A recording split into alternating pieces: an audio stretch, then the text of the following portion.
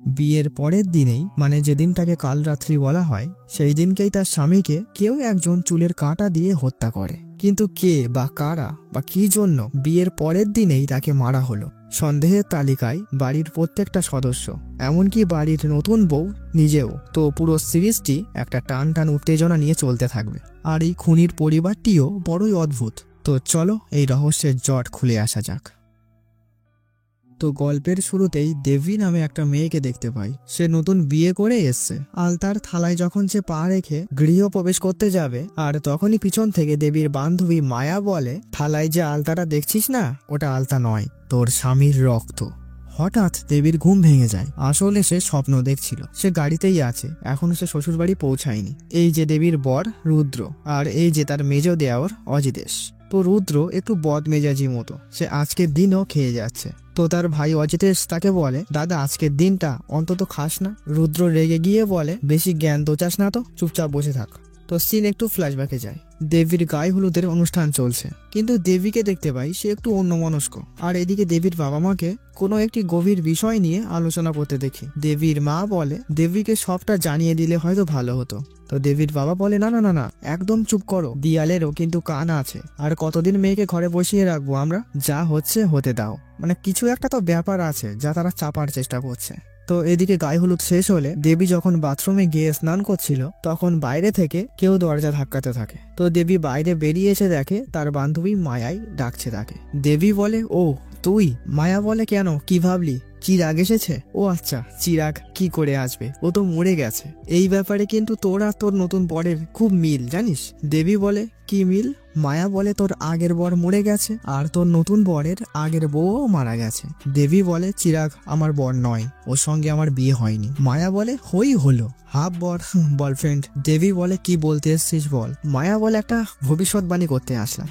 আর তুই তো জানিস মায়া যা ভবিষ্যৎবাণী করে সব খেটে যায়। তোর নতুন বর বিয়ের পরের দিনই মারা যাবে, কেউ বাঁচাতে পারবে না। তো সিন বর্তমানে ফেরে। দেবী তার শ্বশুর বাড়িতে এসে পৌঁছায়। তো দেবীর মনে হতে থাকে সে এই জায়গায় আগেও কখনো এসেছে। তার মনে হয় কেউ যেন ঘর থেকে তাকে বের করে দিচ্ছে। হঠাৎই তার মাথাটা ঘুরে যায়, সে পড়েই যাচ্ছিল, পিছন থেকে অজিতেশ তাকে ধরে ফেলে। তো এটা দেখে রুদ্র বলে, হ্যাঁ এবারে কোলে করে নিয়ে আয়। অতঃপর দেবীরা ঘরে আসে। তো দেবীকে বরণ করতে তার মেজজা রাই আসে, অর্থাৎ অজিতেশের স্ত্রী। তো হঠাৎই রুদ্র রায়ের গালে হাত দিয়ে বলে, তোমাকে না আজ বেশ সুন্দর লাগছে। তো বাড়ি ভর্তি লোকের সামনে এমনটা করায় রাই খুব অকওয়ার্ড সিচুয়েশনে পড়ে যায়। কিন্তু একটা জিনিস লক্ষণীয়, সে বিরক্ত হচ্ছে না। তো দেবীও কিছুটা আঁচ করে, তার স্বামীর সঙ্গে তার জায়ের কোনো একটা ব্যাপার তো আছেই। আর তখনই সেখানে বাড়ির কর্তা অর্থাৎ রুদ্রর বাবা সমরেশ রায় চলে আসে। তো সে তার ছেলেকে বলে, এসব কি হচ্ছে এখানে?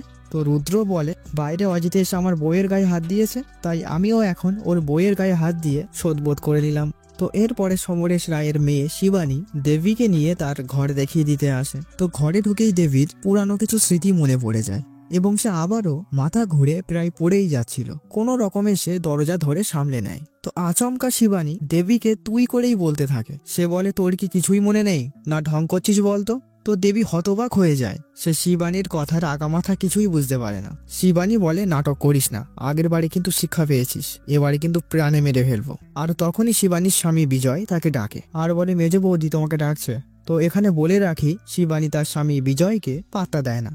তো সমরেশ রায় তার ছেলে রুদ্রকে তার কাছে ডেকে পাঠায়। তো সমরেশ রুদ্রকে বলে, আজকেও মদ খেয়েছিস, আর তখন রায়ের সঙ্গে ওই রকম ব্যবহার কেন করলি? রায়ের গালে তো একটু হাতেই দিয়েছি, তা এতে তোমার গায়ে ফোসকা পড়ছে কেন? তো সমরেশ রায় রুদ্রকে এক চড় মারে। আর তখনই সেখানে সমরেশ রায়ের স্ত্রী রুদ্রর মা ইন্দ্রাণী চলে আসে। তো রুদ্র আর কথা না বাড়িয়ে সেখান থেকে চলে যায়। তো ইন্দ্রাণী তার স্বামীকে বলে, এত বড় ছেলের গায়ে হাত তোলা তোমার ঠিক হয়নি, কোন দিন না তোমার ছেলেরাই তোমাকে ধরে মারে। সমরেশ রায় বলে, ওরা কখনো তা করতেই পারবে না। যেমন আমি ছেলেদের জন্য সবকিছু করে দিয়েছি, তেমন সবকিছু কেড়েও নিতে পারি, দরকার পড়লে মেরেও ফেলতে পারি। ইন্দ্রাণী বলে, সে আমি খুব ভালো রকমই জানি। আগেকার যুগের রাজা মহারাজাদের তবুও কিছুটা কাণ্ডজ্ঞান ছিল। তারা নোংরা কাজকর্ম ঘরের বাইরে গিয়ে করত, দরকার পড়লে বাগান বাড়ি করে করত। আর এই বাড়িতে কোনো চরিত্র জ্ঞান নেই, ঘরের মধ্যেই সব শুরু করে দিয়েছে। তো এই কথা শুনে সমরেশ রায় রেগে যায় এবং তার স্ত্রীর গলা চেপে ধরে। আর সে রেগে গিয়ে বলে, একদম মুখ বন্ধ রাখবে, একটাও কথা বলবে না। আর তাদের এই কথাবার্তা বাড়ির কাজের মহিলাটি আড়াল থেকে সব শুনে নেয়। আর এইদিকে দেবী যখন ঘরে একা ছিল তখন তার কাছে রুদ্রর মাস্তুতো বোন স্নেহা চলে আসে। তো টুকটাক আলাপচারিতার পরে দেবী স্নেহাকে জিজ্ঞাসা করে, আচ্ছা রুদ্রর আগের স্ত্রী ঋতিকা কিভাবে মারা গেছে? তো স্নেহা ঘাবড়ে যায়। সে নিজেকে কোনো রকমের সামলে বলে, ওই বাথরুমে পা স্লিপ করে পড়ে গেছিল তাই মারা গেছে, বলেই সে সেখান থেকে চলে যায়। তো পরের সিনে দেবীকে দেখতে পাই ছাদে মন মরা হয়ে দাঁড়িয়ে আছে। তখন সেখানে মায়া চলে আসে। আসলে দেবীর বৌভাত পর্যন্ত মায়া সহ কয়েকটা বান্ধবী এখনো আছে। তো দেবী মায়াকে বলে, আজকে তো কাল রাত্রে রুদ্রর বিপদের কথাটা সবাইকে বলে দেই। মায়া বলে, একদম না, তোর কথা তো কেউই বিশ্বাস করবে না, সবাই কিন্তু পরে তোকেই দোষারোপ করবে। দেবী বলে, আমি সবাইকে বলবো, তুই আমাকে বলেছিস। মায়া বলে, আমি সবার সামনে বলবো আমি বলিনি, পুরোই অস্বীকার করে যাব, তখন তুই কি করবি? তো এখানে সিন কাট হয়ে যায়। সমরেশ রায় সোফার উপরে শুয়ে বিশ্রাম করছিল, আর তখনই সেখানে তার ছোট ছেলের স্ত্রী কীর্তি আসে। তো সে তার শ্বশুর মশাইয়ের পা টিপতে থাকে। তো তখন সমরেশ কীর্তিকে বলে, তুমি মেজ বৌমা রায়কে রেখে দাও তো। তো কীর্তি তখন বলে, রায় যেভাবে আপনার সেবা করে আমি ঠিক তেমন ভাবেই সেবা করব আপনাকে, আপনি একটা বারের জন্য আমাকে সুযোগ দিন। সমরেশ বলে, তুমি রায়কে রেখে দাও। তখন কীর্তি তার উপরে ঝুঁকে পড়ে বলতে থাকে, আমি পারবো, বলছি তো। তখন সমরেশ তাকে সরিয়ে দেয় আর বলে, যাও গিয়ে রায়কে ডেকে দাও। আরে বাস, এই কাকু তো বা দাদু যাই বলো, দুটো সুন্দরী বৌমাকেই তো পটিয়ে নিল, বিশাল ব্যাপার। তো রাত্রেবেলা দেবী ঘরের মধ্যে বসে আছে। সে একাই আছে, কারণ আজকে তাদের কাল রাত্রি আলাদা থাকতে হবে। তো এরপরে আমরা বাড়ির কাজের মহিলাটিকে আসতে দেখি। সে বাথরুম করতে বেরিয়েছিল। তো সে করে এসে দেখতে পায় রুদ্রর ঘরে আলো জ্বলছে। তো সে আস্তে আস্তে রুদ্রর ঘরে যায় এবং সে ঘরে ঢুকে দেখতে পায় রুদ্র খাটের ওপরে উপুর হয়ে শুয়ে আছে, আর তার উপরে একটা চুলের কাঁটা গেঁথে দেওয়া হয়েছে, অর্থাৎ তাকে খুন করা হয়েছে। তো এরপরে সে চিৎকার করে ওঠে এবং ঘটনাটি সবাই জানতে পারে। তো সকাল হতেই পুলিশটা এসে হাজির হয়। তো এই যে ডিএসপি সার্থকী ও তার অ্যাসিস্ট্যান্ট অফিসার ইমন।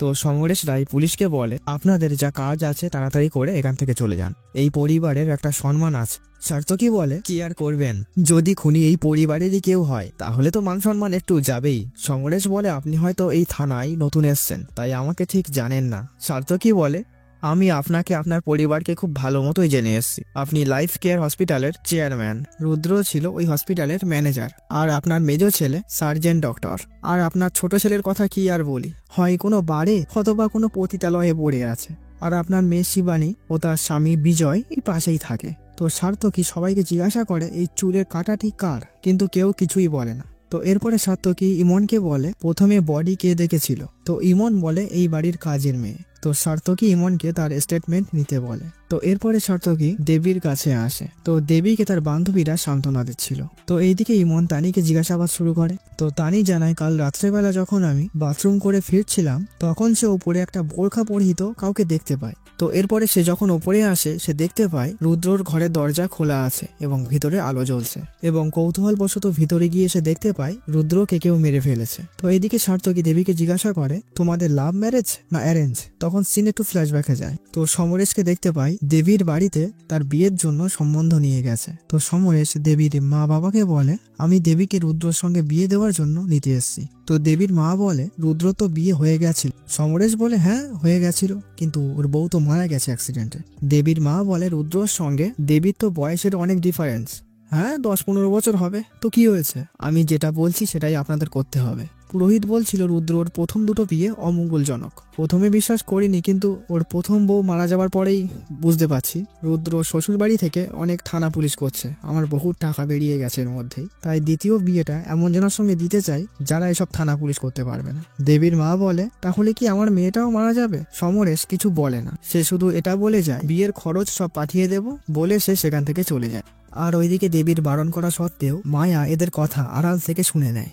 তো সিন বর্তমানে আসে। সার্থকী দেবীকে বারবার জিজ্ঞাসা করা সত্ত্বেও সে কোনো উত্তরই দেয় না।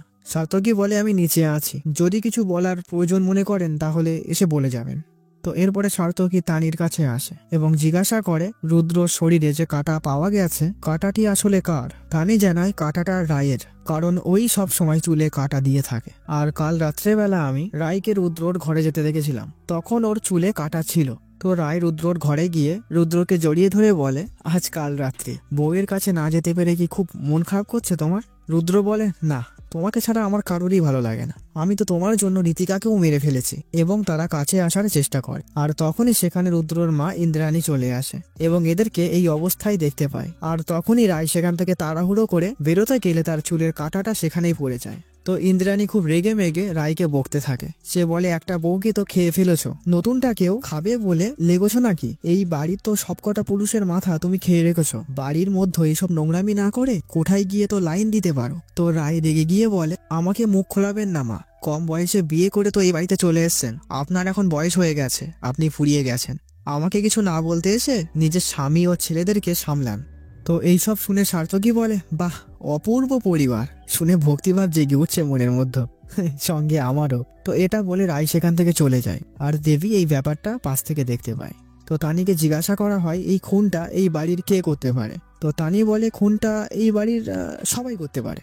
তো এইদিকে দেবীকে দেখতে পাই, সে হ্যালুসিনেশন করছে। তার চিরাগ যেন পুকুরে স্নান করছে এবং তাকে ডাকছে। তো সে আস্তে আস্তে একদম পুকুরের মাঝখানে চলে যায়। তো এইদিকে দেখতে পাই দেবীর বাবা মা চলে এসছে। আর এসেই তারা জানতে পারে তাদের জামাই কাল রাতেই মারা গেছে। তারা তো হকচকিয়ে যায় এবং দেবীর সঙ্গে দেখা করতে চায়। তখন দেবীর খোঁজ হয়, কিন্তু দেবীকে বাড়ির মধ্যে আর পাওয়া যায় না। তো এরপরে যখন সার্থকী দেবীকে দেখতে পায়, তখন দেবী প্রায় পুকুরের মধ্যে ডুবেই যাচ্ছিল। সে কোনো রকমে দেবীকে জল থেকে তোলে। তো এরপরে অজিতেশ তার চিকিৎসা করে এবং দেবীর জ্ঞান ফেরে। এবং দেবীকে জিজ্ঞাসা করা হয় সে পুকুরের মধ্যে কেন গিয়েছিল। তো সে কিছুই বলতে পারে না, চুপচাপ থাকে। তো রাই সবাইকে বলে, ও এখন বলার অবস্থায় নেই, তোমরা সবাই বাইরে যাও, আমি দেবীর কাপড় চেঞ্জ করে দেই। তো কাপড় বদলে যখন রাই চলে যাচ্ছিল, দেবী হঠাৎ রাইকে প্রশ্ন করে, রুদ্র মারা যাওয়াতে তুমি অনেক কষ্ট পেয়েছো তাই না? তুমি রুদ্রকে ভালোবাসতে। রাই বলে, আমার সঙ্গে গেম খেলতে এসো না। দেবী বলে, তোমার চুলের কাঁটাটা অনেকের পছন্দ। তো রাই ব্যাপারটা বুঝতে পারে না। তো দেবী বলে, আর সিনে একটু ফ্ল্যাশব্যাকে যায় আর দেখতে পাই রান্নাঘরে যখন রাই ছিল তখন সেখানে এই বাড়ির ছোট ছেলে বরুণ চলে আসে। তো বরুণ রায়ের চুলের কাঁটাটা খুলে দেয় এবং তার সঙ্গে ফ্লার্ট করতে থাকে। রাই বলে, ওসব করো না, খারাপ হয়ে যাবে কিন্তু। বরুণ বলে, খারাপ? তুমি অন্য লোকের বউ হয়ে গেছো রাই, এর থেকে খারাপ আর কি হতে পারে? রাই বলে, তোমার মেজদা জানতে পারলে না? বরুণ বলে, কি আর করবে, এমনিতে ফনা ওঠে না, আবার ছোবল মারার শখ। আর এদের এসব কীর্তি শিবানী আর স্নেহার সঙ্গে দাঁড়িয়ে দেবী সেই দিনকে দেখেছিল। তো পরবর্তীতে দেবী বলেছিল যে সে পা স্লিপ করে পুকুরে পড়ে গেছিল। তো সাইডে এসে সার্থকী ইমনকে বলে, দেবী মিথ্যা কথা বলছে। যখন আমি ওকে জল থেকে বাঁচাচ্ছিলাম তখনও বলছিল আমাকে বাঁচাচ্ছেন কেন, আমাকে মরে যেতে দিন। আবার পরক্ষণেই ও বলে, আমাকে বাঁচাতে হবে না, আগে ওকে বাঁচাও। কিন্তু জলের মধ্যে আর কেউই কিন্তু ছিল না। এমন কথা ও কেন বলেছিল? এই দেবীর মধ্যেও কিছু না কিছু একটা ব্যাপার আছে। আর তখনই ডিস্ট্রিক্ট ম্যাজিস্ট্রেট সার্থকীকে ফোন করে ডেকে পাঠায়। এইদিকে রায় সমরেশ রায়ের কাছে আসে। সমরেশ রায়ের হাতটা শক্ত করে চেপে ধরে এবং তাদের আচার ব্যবহার দেখে বুঝতে পারি তাদের মধ্যে সম্পর্কটা ঠিক শ্বশুর বৌমার নয়, কতকটা সুগার ড্যাডি টাইপের। রায় বলে, আপনার কি সত্যিই মনে হয় যে দেবীর পুরানো কথা কিছুই মনে নেই? আর তখনই সেখানে ইন্দ্রাণী চলে আসে। সে তাদেরকে এই অবস্থায় দেখে রেগে যায় আর সে বলে, তোমাদের এই পাপের কারণে না এই বাড়িতে খারাপ কিছু ঘটেই চলেছে। কাল রাত্রি ডেকে এনেছো তোমরা। তো সার্থকী ডিএম এর কাছে এসে বলে যে তদন্ত কিছুটা এগিয়েছে, আমি শিওর খুনটা বাড়ির কোনো সদস্যই করেছে। আর যে করেছে সে রুদ্রর মেডিকেল হিস্টোরি সম্পর্কে ভালো মতোই জানতো। আর সে হিউম্যানিটি ভালো বোঝে, কারণ খুনের ধরন দেখে তাই মনে হচ্ছে। তো এদিকে দেখতে পাই দেবীর বান্ধবী মায়া এসে দেবীকে জিজ্ঞাসা করে, আচ্ছা তোর কি মনে হয় না কোনটা আমি করতে পারি? দেবী বলে, তুই না না, তুই এসব করতে পারিস না। মায়া বলে, তোর মনে নেই চিরাগ কিভাবে মারা গেছিল? দেবী, তোকে বাঁচানোর জন্য আমি সবকিছু করতে পারি, সবকিছু।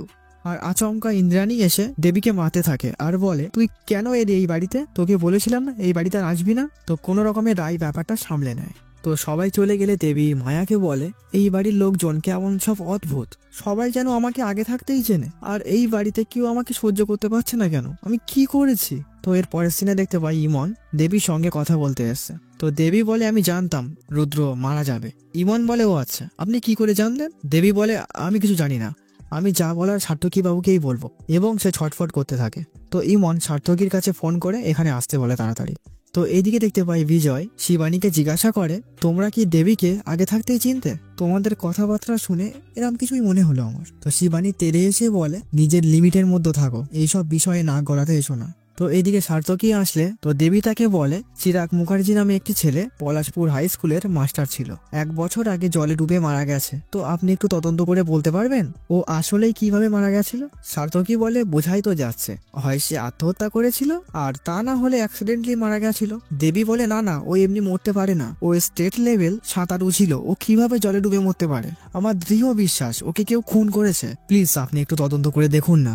তো পরের দিন সার্থকী ইমনের কাছে ফোন করে বলে এক্ষুনি সমরেশ রায়ের বাড়িতে ফোর্স নিয়ে চলে এসো, কারণ সার্থকী রুদ্রর পোস্টমর্টম রিপোর্ট পেয়ে গেছে এবং সে কিছু একটা বুঝতে পেরেছে। তো এইদিকে দেখতে পাই রায় একটা আকাশি কালারের শাড়ি পরে ভালো করে সেজে দাঁড়িয়ে আছে। তো সেখানে অজিতেশ চলে আসে। তো রায় অজিতেশের সঙ্গে টেরা বাঁকা কথা বলতে থাকে। অজিতেশ বলে তুমি আমার সঙ্গে ভালো করে কথা বলতে পারো না একটু? রায় বলে এই বাড়িতে কোন জিনিসটা ভালো বা স্বাভাবিক? তোমার আর আমার সম্পর্কটা কি স্বাভাবিক, না তোমার বাবা আর মায়ের সম্পর্কটা স্বাভাবিক? রুদ্রর মারা যাওয়াটা কি স্বাভাবিক, না দেবীর এই বাড়িতে আবারও ফিরে আসাটা স্বাভাবিক? অজিতেশ বলে এই অসহায়ের তালিকায় আরো অনেক কিছুই আছে, এই যেমন ধরো তোমার আর আমার দাদার সম্পর্ক, তোমার আর আমার ভাইয়ের সম্পর্ক, আর তোমার আর আমার বাবার সম্পর্ক। রায় বলে ছি অজিত, তুমিও? অজিত বলে হ্যাঁ আমিও, একটা সামান্য সাধারণ নার্স আজ একটা মাল্টি ন্যাশনাল হসপিটালের ম্যানেজারিং ডিরেক্টর। এর পিছনে আমার বাবা সমরেশ রায়ের হাত না থাকলে কি করে সম্ভব বলো তো? রায় বলে সে তো বাবা না থাকলে তুমিও আজকে এত বড় সার্জন ডাক্তার হতে পারত না। অজিতেশ বলে এটা ভুল, আমি সার্জন হয়েছি আমার চেষ্টায়, আমার কষ্টে, আমার পরিশ্রমে। রায় বলে সব তো চেষ্টা করে করেছো, কিন্তু বিছানায় এখনো পর্যন্ত নিজেকে পুরুষ প্রমাণ করতে পারলে না। মানে এখানে বুঝতে পারি অজিতেশের গোড়াই গন্ডগোল। পরের সিনে দেখতে পাই বরুণের স্ত্রী কীর্তি শাড়ি পরে সেজে গোজে বরুণের কাছে আসে। তো বরুণ তার স্ত্রীকে দেখে বলে সকাল সকাল এইভাবে রেডের মতো সেজে এসছিস কেন? কীর্তি বলে চোখে তো জাস্ট কাজলই পরেছি, এত সাজিনি। বরুণ বলে কাজলের কথা বলিনি, এই শাড়িটা পুরুষদের মতো লাগছে। তখন কীর্তি বলে হ্যাঁ ঠিকই বলেছ, গত সপ্তাহে ঠিক এই প্রিন্টের এই কালারের শাড়ি পরেছিল মেজদি ভাই, আর তা দেখে তুমি কতই না প্রশংসা করলে। তোমার ভালো লেগেছিল দেখে আমি সেম একই শাড়ি কিনলাম, এখন তোমার ভালো লাগছে না, আমি কি করে বুঝবো তোমার শুধু রেদেরই ভালো লাগে? বরুণ বলে আরে বেশি কথা শিখেছিস তাই না, সবাইকে না সব মানায় না। কীর্তি বলে বড় নার্সকে ছেড়ে কি আর আমাকে ভালো লাগবে? বরুণ বলে দেখ ওকে কোথা থেকে শুরু করেছিল এখন কোথায় উঠে গেছে, আর তুই পড়াশোনা শিখে কি করেছিস, ও কতটা পরিশ্রমী দেখ। কীর্তি বলে হ্যাঁ সে তো খুবই পরিশ্রমী, দেখতে পাই বাবার ঘরে কি পরিশ্রমটাই না করে। তো বরুণ এইবারে রেগে যায় এবং কীর্তিকে ধরে খুবই মারে। মানে রায় এই পরিবারের সব পুরুষকে হাত করে রেখেছে পুরো, ওর নামে কেউ কথা বললেই তার কপালে আছে। আর এদিকে সার্থকী রুদ্রদের বাড়ি আসার পথে রাস্তার ধারে দেখতে পাই একটা অ্যাক্সিডেন্ট হয়েছে। এইটা দেখে তার একটা অতীতের স্মৃতি মনে পড়ে যায়। আসলে তার বাবা অনিন্দ একটা বড় পুলিশ অফিসার ছিল, সে খুবই সৎ এবং নামডাকি পুলিশ অফিসার ছিল, কিন্তু সে একটা ভুল করে ফেলেছিল। সে একটা মেয়ের খুনের কেসের আসামি হিসাবে তার স্বামীকেই তুলে আনে এবং মেয়েটির স্বামীর যাবজ্জীবন জেল হয়ে যায়। তো ছেলেটি বারবার বলেছিল সে নির্দোষ, কিন্তু তার কথা কেউ শুনেনি। তো সে এই অপমান আর সহ্য করতে পারে না। তো একদিন জেলের মধ্যে সুযোগ বুঝেই সে নিজের গায়ে আগুন লাগিয়ে দেয়। তো পুলিশ তাকে দেখতে পেয়ে কোনো রকমে তাকে বাঁচায়, কিন্তু তার অবস্থা খুবই খারাপ হয়ে গেছিল। তো ছেলেটি শেষ মুহূর্তেই অনিন্দকে বলে যায় স্যার আপনি আমাকে বিশ্বাস করলেন না, আমি সত্যিই আমার স্ত্রীকে মারিনি, আপনি আসল অপরাধীকেই ছেড়ে দিলেন। তো সে কথা শেষ করতে না করতেই মারা যায়। তো অনিন্দর দ্বারা এত বড় একটা ভুল হয়ে গেছে, সে এই ব্যাপারটাই খুব শক খায় এবং মানসিক ভারসাম্য আস্তে আস্তে করে খোয়াতে থাকে। এবং অনিন্দ সব জায়গায় ওই ছেলেটিকে হ্যালোসিনেট করে দেখতে পায় এবং সে নিজে নিজেই বকতে থাকে। তো এরপরে সে একদিন রোড ক্রস করতে গিয়ে অ্যাক্সিডেন্ট করে মারা যায়। তো এইসব মনে পড়তেই সার্থকী আপসেট হয়ে পড়ে, সে কোনো রকমে নিজেকে সামলে সেখান থেকে চলে আসে। তো এইদিকে দেবীকে দেখতে পাই সে ঘরের মধ্যে ছটফট করতে থাকে, যেন ঘরের মধ্যে কেউ আছে এবং সে ভয় পাচ্ছে। সে এসে দরজা খোলার চেষ্টা করে কিন্তু দরজা খুলছে না। সে হঠাৎ ঘরের মধ্যে দেখতে পায় একটি ছেলে সম্পূর্ণই উলঙ্গ ভাবে দাঁড়িয়ে আছে ও পাশে একটি মেয়েও ওই একই ভাবে বসে আছে। সে এটা দেখে পাগলের মতো চিৎকার করতে থাকে। অতঃপর সার্থকী এসে দরজা খোলে এবং দেবী ভয়ে তাকে জড়িয়ে ধরে। আর এদিকে পুলিশ সম্পূর্ণ বাড়ি সার্চ করে ফেলেছে। তো এরপরে সার্থকী সমরেশের সঙ্গে কথা বলতে আসে, যে সমরেশ রায়ের সঙ্গে এমএলএ থেকে শুরু করে অনেক বড় বড় জায়গায় হাত আছে, সে তো ইচ্ছা করলে পুলিশদেরকে কবেই চুপ করিয়ে দিতে পারত। সমরেশ বলে তুমি যে আমার বাড়িতে আজকে সার্চ করতে আসবে এটা আমি আগে থাকতেই জানতাম, কারণ কাল রাতে আমার হসপিটালে তুমি গিয়ে সার্চ করেছো, সে খবরও আমি জানি। ওই জন্যই ভাবলাম তোমার কাছে খুবই পোক্ত এভিডেন্স আছে, তোমার বাবাকেও আমি চিনতাম এবং তার বাবার ভুলের জন্য যে ছেলেটি তার স্ত্রীর খুনের দায়ে মারা গেছিল সেই ঘটনাটাও বলে। আর বলে ওই ছেলেটি সত্যি কথাই বলছিল, ও সত্যিই নির্দোষ ছিল। আসলে ওর স্ত্রীকে মেরেছিল আমার ছেলে রুদ্র, আসলে রুদ্রর সঙ্গে ওই মেয়েটার পরকীয়া সম্পর্ক ছিল। তো পরবর্তীতে মেয়েটার স্বামী এটা জেনে যায় এবং একটা বড়সড় ঝামেলার সৃষ্টি হয়। তো মেয়েটি রুদ্রর সঙ্গে চলে আসতে চাইছিল। রুদ্র ওর মতো কাজ মিটিয়ে চলে আসতে ভালোবাসতো। ওসব বিয়ে থাওয়া ওর পছন্দ না, কিন্তু মেয়ে তো নাছর বান্দা, ওই জন্য ওকে মেরে ফেলতেই হলো। এইবারে তুমিই ভাবো, তোমার বাবা কি বোকা ছিল না ঘুষখোর? তোমার বাবা যদি অসৎ হয় তাহলে ধরে নাও আমার টাকা খেয়েই নিজের মুখ বন্ধ রেখেছিল। তো সার্থকী এইসব শুনে সে কনফিউজড হয়ে যায়। আর তখনই সেখানে ইমন চলে আসে আর বলে, স্যার, অজিতেশের ঘর থেকে এই রক্ত মাখা জিন্স পাওয়া গেছে। অজিতেশ বলে, এই রক্ত কিভাবে আসলো আমি জানি না, কিন্তু পুলিশ তার কথা শোনে না, তাকে গ্রেফতার করে নিয়ে যাচ্ছিল। তো এইদিকে দেবী যখন জানতে পারে তার বাবা মাও নাকি এখান থেকে চলে গেছে, তখন সে এখানে আর থাকতে চায় না, সে দৌড়ে সেখান থেকে পালাতে যায় এবং সে সার্থকীর কাছে এসে পড়ে। তো দেবী সার্থকীকে বলে, স্যার, আপনি পলাশপুরে গেছিলেন, চিরাগের মৃত্যুর খোঁজ পেয়েছেন? সার্থকী বলে, হ্যাঁ গিয়েছিলাম, চিরাগের মৃত্যু ঘটেছে জলে ডোবার কারণেই। দেবী তো মানতে নারাজ, সে বলে, এটা হতেই পারে না, ও একজন বড় সাঁতারু ছিল, ও কিভাবে জলে ডুবে মরতে পারে? তখন সার্থকী বলে, চিরাগের মৃত্যু ঘটেছে দুপুর 2টোয়, তখন আপনি কোথায় ছিলেন? দেবী বলে, আমি দুপুর 12টার দিকে পার্লারে গেছিলাম এবং দুপুর 3টের দিকে বাড়ি ফিরেছিলাম। সার্থকী বলে, তুমি পার্লারে শুধুমাত্র 1 ঘন্টা ছিলে, তারপরে 1টা থেকে 3টে পর্যন্ত কোথায় ছিলে? দেবী বলে, আমি মনে করতে পারছি না, এবং সে বহু চেষ্টা করে মনে করার, কিন্তু মনে করতেই পারে না সে ওই 1 ঘন্টা কোথায় গেছিল। তো এরপরে সার্থকীরা চলে গেলে দেবী এসে মায়াকে জিজ্ঞাসা করে যে ওই সময়টা সে কোথায় ছিল, কারণ দেবীর বিষয়ে সব থেকে বেশি জানে মায়া। তো মায়া দেবীকে বলে, সেই দিন তুই 1টার দিকে আমার বাড়িতে এসেছিলিস, তখন আমি বাড়ি ছিলাম না, তুই আমার জন্য আমার বাড়িতে 3টে পর্যন্ত ওয়েট করেছিলিস, তো তারপরেও আমি না আসায় তুই চলে গেছিলিস, কারণ সেই দিনকে চিরাগের পরিবার থেকে তোর বাড়িতে তোকে দেখতে আসার কথা ছিল। তো এইদিকে ইমন চিরাগের বাবা মার সঙ্গে এসে কথা বলে। তো এনাদের থেকে ইমন জানতে পারে যেদিন চিরাগের সঙ্গে দেবীর কথাবার্তা বলার জন্য ওর বাড়িতে যাচ্ছিলাম, ওই দিনকেই চিরাগ জলে ডুবে মারা যায়। কিন্তু অদ্ভুত ব্যাপার, ও স্টেট লেভেলে সাঁতারু ছিল। তো চিরাগের বাবা মা আরো একটা অদ্ভুত কথা বলে যে তাদের কাছে দেবীর বাবা মা একটু অদ্ভুত লেগেছে, কারণ দেবীর সঙ্গে ওর বাবা মার বয়সের গ্যাপটা অনেকটাই বেশি, আর তাদের মেয়ের সঙ্গে এত বড় একটা ঘটনা ঘটে গেছে, তারপরেও তারা দিব্যি কাশি ঘুরতে চলে গেছে। একটা বাবা মা এরকম কি করে করতে পারে? আর গত 6 বছর ধরে দেবীর বাবা মাকে কোনো কাজ করতেই দেখা যায়নি, কোনো কাজ না করে সংসারটাই বা কিভাবে চলে? তো চিরাগের মা বলে, আমি একটা জিনিস খেয়াল করেছি, মাসের শেষের বুধবারে সকাল 10টার দিকে বেরোতো এবং বিকেল 4টের দিকে বাড়ি ফিরত। সেই দিন ঝড় বর্ষা বন্যা যাই হয়ে যাক না কেন, বেরোতো। তো এইদিকে অজিতেশকে থানায় দেখতে পাই। সে বলে, স্যার, আমাকে ছেড়ে দিন, আমি কিছুই করিনি, সত্যি বলছি। কিন্তু সার্থকী অজিতেশের কথা শোনেই না, কারণ সব প্রমাণ তার বিরুদ্ধে। সার্থকী বলে, খুনটা যে করেছে তার বায়োলজিক্যাল জ্ঞান খুবই আছে, অর্থাৎ সে কোনো মেডিকেল স্টুডেন্ট বা ডাক্তার হতে পারে। রুদ্র সম্পর্কে সে খুব ভালো মতো জানতো। রুদ্রর ফুসফুসের একটা সাইড ভালো মতো কাজ করে না, আর চুলের কাঁটাটা ঠিক সেই জায়গা মতোই মারা হয়েছে, যাতে একেবারেই ফুসফুস বন্ধ হয়ে যায়। আর সব থেকে বড় কথা, সে বাঁহাতি, আর তুমি ওর ভাই একজন ডাক্তার, সঙ্গে বাঁহাতি, সবকিছু তো তোমার সঙ্গেই মিলে যাচ্ছে। আর তোমার কাছে রুদ্রর মেরে ফেলার কারণও ছিল, কারণ তোমার স্ত্রীর সঙ্গে ওর পরকীয়ার সম্পর্ক ছিল। অজিতেশ বলে, স্যার, এমনটা মনে হলেও আমি কিছু করিনি, আমার বাড়ির লোকজন কেউই ভালো না, আর আমাদের বাড়িতে এর আগেও খুন হয়েছে, আর সেটা হলো রুদ্রর প্রথম স্ত্রী ঋতিকার।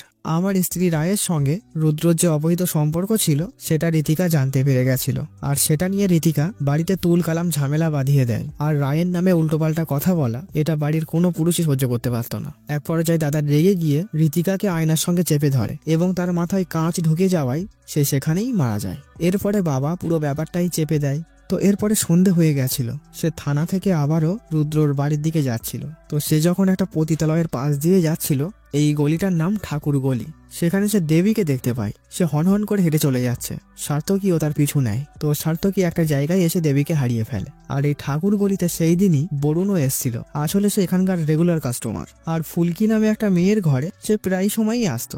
আর অন্য একটি ঘরে বিন্দি নামে একটি মেয়েকে বাধা অবস্থায় পড়ে থাকতে দেখি। তো কিছুক্ষণ পরে এই খবরটি পেয়ে সেখানকার মাসি, মানে যে হেড আর কি, সে বিন্দির কাছে ছুটে আসে এবং তাকে বাঁচায়। তো বিন্দি জানায় কিছুক্ষণ আগে তার কাছে একটা কাস্টমার এসেছিল। তো সে বলে, বিয়ার খাবে, আমি এনে দেই, আর আমি চুল আঁচড়াচ্ছিলাম, আর তখন পিছন থেকে আচমকাই সে আমাকে মারে। তারপরে আমি অজ্ঞান হয়ে যাই এবং সে আমাকে বেঁধে রেখে চলে যায়। তো মাসির কি সন্দেহ হয়, সে বলে, ফুলকি ঠিক আছে তো?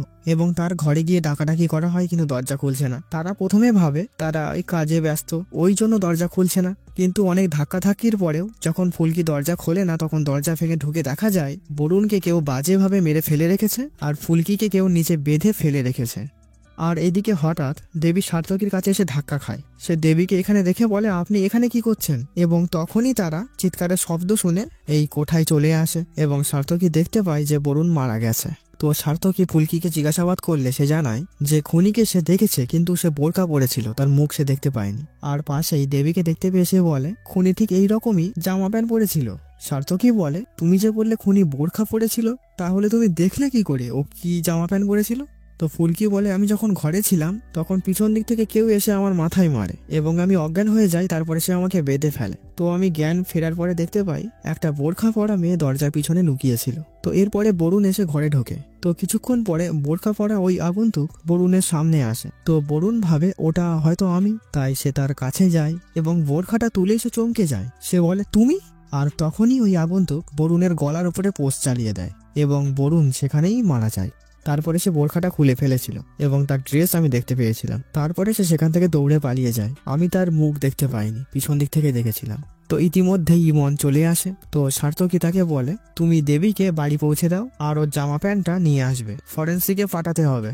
তো যাওয়ার পথে ইমন দেবীকে জিজ্ঞাসা করে, তুমি এত রাতে ওই ঠাকুর গলিতে কি করতে গেছিলে? দেবী বলে, কেউ আমাকে ফোন করেছিল, আমি যদি ওখানে যাই তাহলে আমাকে চিরাগের মৃত্যুর রহস্য সে বলবে, কিন্তু ওখানে গিয়ে আমি কাউকেই দেখতে পাইনি। আর তারপরে সার্থকী বাবুর সঙ্গে আমার দেখা হয়। তো এরপরে ইমন দেবীকে বাড়ি পৌঁছে দিয়ে সমরেশ রায়কে বলে যে তার ছোট ছেলে বরুণ ঠাকুর গলিতে মারা গেছে। ইমন দেবীর জামা কাপড় নিয়ে যখন চলে যাচ্ছিল তখন সে বাড়ির কাজের মহিলা তানিকে ওই একই রকম ড্রেস পরে ঘরের মধ্যে ঢুকতে দেখে। তো এরপরে ইমন চলে গেলে সমরেশ রায় সবাইকে ডেকে বলে, দুটো ছেলে গেছে, একটা ছেলে জেলে। এইবারে সবাই নিজেদের মধ্যে হিংসা না করে একসঙ্গে থাকো এবং একই রকম কথা বলবে। পুলিশকে কিছু বলার আগে নিজেদের মতো ডিসকাস করে নেবে।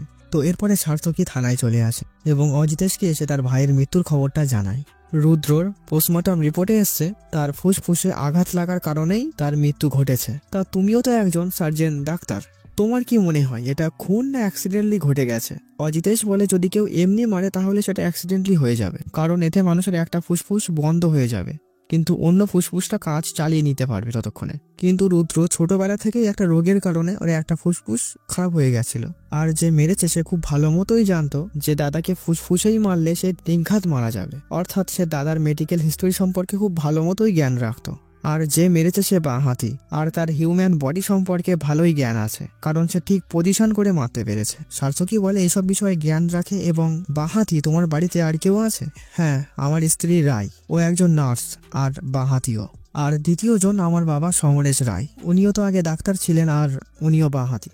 তো এরপরে সার্থকী সেখান থেকে চলে যাচ্ছিল, তখন হঠাৎ অজিতেশ তাকে ডেকে বলে, স্যার একজন আছে এখনো, সে আর কেউই নয়, দেবী নিজে। ও আজ থেকে প্রায় 6 বছর আগে আমাদের বাড়িতে থাকতো এবং ওর হিউম্যানিটি নলেজ ভালোই আছে আর ও সব্যসাচী, মানে যারা 2 হাতেই একসঙ্গে লিখতে পারে বা অন্যান্য কাজ করতে পারে তাদেরকে সব্যসাচী বলা হয়। সার্থকী বলে, ও আচ্ছা, আর দেবী 6 বছর আগে তোমাদের বাড়িতে থাকতো কেন? তো এখানেই সিন কাট হয়ে যায়। তো এরপরে মায়া দেবীর কাছে আসে। মায়াও তার মতোই পোশাক পরে আছে। তো মায়া এই বিষয়টি এড়িয়ে যায়। মায়া বলে, একটু পরেই পুলিশ তোকে ধরতে আসবে, কারণ রুদ্র আর বরুণের খুনের জন্য তোকেই পুলিশ দায়ী করছে, তোর কারোর উপরে সন্দেহ হয় না? দেবী বলে, আমি কারোর উপরে সন্দেহ করতে যাব? মায়া বলে, যেমন ধর আমি। দেবী কোনোভাবেই বিষয়টি মাথায় নিতে চায় না যে মায়া খুন করতে পারে। মায়া বলে, তোর চিরাগের কথা মনে নেই? এখানে একটা গল্প বলি। আসলে মায়া দেবীকে খুবই ভালোবাসতো, তার থেকে মায়া আলাদা হয়ে যাক বা মায়ের কোনো বিপদ ঘটুক সে চাইতো না, আর মাস্টার ব্যক্তি লোকেদের সে ঘৃণা করত। আর দেবীর বয়ফ্রেন্ড চিরাগ যেহেতু একজন মাস্টার ছিল, তাই মায়া তাকে পছন্দ করতো না। এর পিছনে একটা বড় কারণ আছে। আসলে মায়ার টিউশন টিচার যখন মায়ার বাবা মা বাড়িতে ছিল না তখন চলে আসে। মায়া তাকে চলে যাওয়ার কথা বললেও সে যায় না, সে কথায় কথায় মায়াকে ধরে ঘরে নিয়ে যায় এবং তাকে করে। এরপরে আমরা একটি অদ্ভুত ব্যাপার দেখতে পাই, দুজনাই উলঙ্গ অবস্থায় আছে, মায়া কান্নাকাটি করছে আর তার টিউশন টিচার অদ্ভুত ভাবে চিল্লাচ্ছে। সে কতকটা সাইকোর মতো বিহেভ করতে থাকে। আর এর মধ্যেই মায়ার বাবা মা বাড়িতে ফিরে আসে এবং এদেরকে এই অবস্থায় দেখতে পায়। তখন ওই টিচার খুব মান সম্মানে পড়ে যায় এবং লোক জানাজানির ভয়ে সে আত্মহত্যা করে নেয়। মায়া যে দৃশ্যগুলো কল্পনা করে ভয় পেত সেটা ছিল আসলে মায়ার টিচারের গল্প। কিন্তু এখানে প্রশ্ন হচ্ছে, চিরাগকে মায়া কেন মারল? তার কারণ মায়া দেবীকে খুবই ভালোবাসতো। না, আর নয়, বন্ধুত্বের ভালোবাসা। মায়া চাইতো দেবী সবসময় তার কাছে থাকুক এবং দেবীর সামনে কোনো রকম বিপদের আশঙ্কা দেখা দিলেই তা মায়া সঙ্গে সঙ্গে সাফ করে ফেলতো। আর সে ভাবতো দেবীর বিয়ে হয়ে গেলে দেবী তার থেকে দূরে চলে যাবে। আর চিরাগও যেহেতু মাস্টার ছিল, সে আর কোনো রিস্ক নেয়নি, সে চিরাগকে মেরে ফেলে। যদিও আমি বুঝলাম না এটা কি রকম বন্ধুত্বের প্রতি ভালোবাসা। মায়া বলে, ভয় পাস না, আমি এখনো তোর অনেক সাহায্যে আসতে পারি, শুধু পুলিশের সামনে আমার নাম নিবি না। আর এই রায় বর্মন বাড়িতে এখনো 4টে খুন হবে আর তোকে পুরো বিষয়টাই সামলাতে হবে। আর এতগুলো রহস্যের জট পাকিয়ে কাল রাত্রি সিজন 1 এখানেই শেষ হয়ে যায়। আমাকে গালি দিও না, কারণ এর পরের গল্প আমিও জানি না। সিজন 2 আসা পর্যন্ত আমাদের অপেক্ষা করতে হবে। সিজন 2 এসে গেলেই এক্সপ্লেন এই চ্যানেলেই পেয়ে যাবে। তো সঙ্গে থাকো, আর এই গল্পটি কেমন লাগলো অবশ্যই জানিও। তো আজকের মতো টাটা।